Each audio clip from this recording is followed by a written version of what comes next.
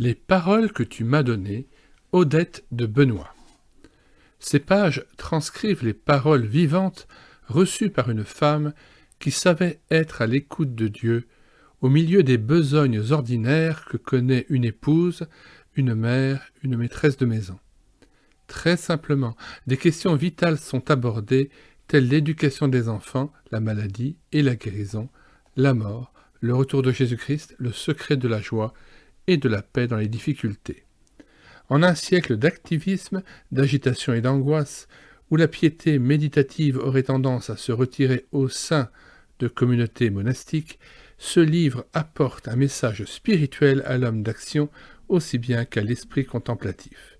Une source fraîche jaillit là, pour le cœur qui aime la vérité, ce cœur humain qui toujours demeure inquiet jusqu'à ce qu'il se repose en Dieu.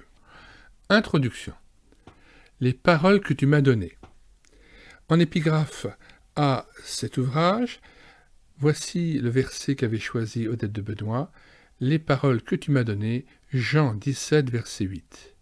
Et un petit commentaire qu'elle y avait ajouté, non pas celles que l'on obtient à force d'études, d'attention, de réflexion, mais les paroles que tu donnes qui jaillissent au fond de l'âme, qui sont esprit de vie et désaltèrent vraiment. Paru aux éditions Emmaüs en 1956. Introduction. En janvier 1912, dans une belle demeure de la vieille cité de Genève, une jeune fille de 13 ans, penchée sur l'évangile de Jean, lut les lignes suivantes. « Celui qui a mes commandements et qui les garde, c'est celui qui m'aime. Et celui qui m'aime sera aimé de mon Père, je l'aimerai et je me ferai connaître à lui. » Une ardente aspiration et une certitude donnée par Dieu jaillirent alors en lettres de lumière dans l'âme de l'adolescente. « Je me ferai connaître à toi. » C'est la première parole qui m'a été dite de la part du Seigneur, écrira-t-elle plus tard, et elle est toujours restée gravée dans mon cœur. En réponse même à cette promesse, d'autres paroles vinrent s'ajouter au cours des années. Elles furent souvent notées, afin d'être gardées et repassées en esprit et mieux transmises ensuite à d'autres. Malgré leur caractère privé, une partie de ces notes est publiée dans les pages qui suivent. À part d'infimes retouches de style, ce sont les mots mêmes d'Odette de Benoît où se répètent souvent ses pensées dominantes.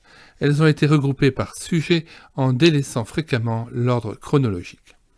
Le lecteur trouvera à la fin du livre les dates et les références bibliques de chaque paragraphe, dont les titres ont été ajoutés lors de la préparation de cet ouvrage. Celui-ci, on le verra, n'est pas destiné à chacun, ici ou là. Seulement certains trouveront une phrase répondant aux préoccupations de leur cœur, mais dans la mesure où ces méditations sont vraiment des paroles reçues de Dieu, elles portent en elles une semence vivante qui, répandue au large, peut aider tel ou tel à écouter le Maître, à connaître la joie de l'attendre, à vivre dans sa présence au sein des circonstances et des réalités pratiques de la vie quotidienne. Ce dialogue avec Dieu, ce psaume parfois, est le témoignage d'une femme comme les autres qui fut simplement une épouse, une mère, une maîtresse de maison. Rappelant le départ d'un serviteur de Dieu, elle écrivait « Quel encouragement de penser que, même lorsque nous aurons quitté cette terre, les semences de vie que nous aurons semées pourront germer et produire des fruits à la gloire de Dieu. » Nous vous invitons donc à télécharger cet ouvrage sur le site internet médiathèquechrétienne.fr. La table des matières étant très abondante et débordant largement le cadre de ce que je peux insérer dans les commentaires d'une vidéo YouTube, je ne serai pas en mesure de la mettre in extenso. Donc je vous invite tout simplement à télécharger l'ouvrage et à le lire. Très bien, au revoir à tous et à bientôt.